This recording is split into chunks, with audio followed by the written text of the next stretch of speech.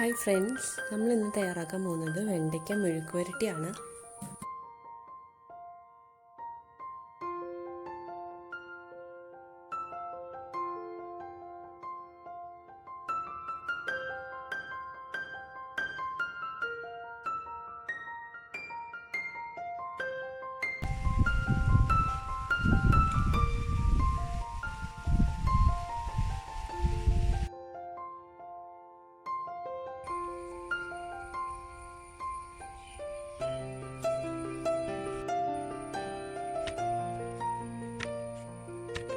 അപ്പോൾ അതിനായിട്ട് 1/4 കിലോ വെണ്ടയ്ക്കയാണ് എടുത്തിട്ടുള്ളത്.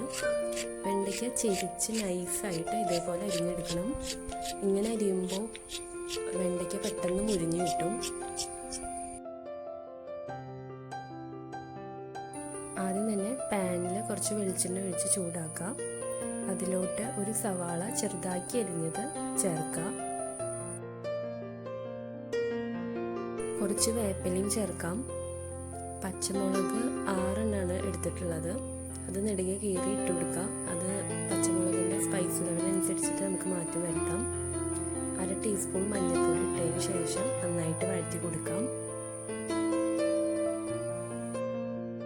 ആവശ്യത്തിന് ഉപ്പും ചേർക്കാം.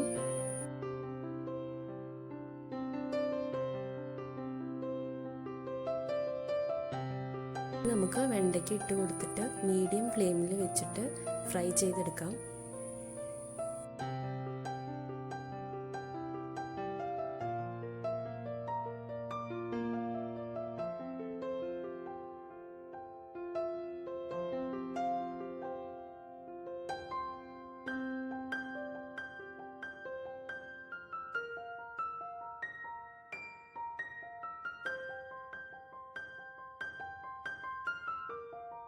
വെണ്ടയ്ക്ക മെഴുക്കുവരട്ടി റെഡി ആയിട്ടുണ്ട്. എല്ലാവരും ഇത് തീർച്ചയായിട്ടും ട്രൈ ചെയ്ത് നോക്കണം.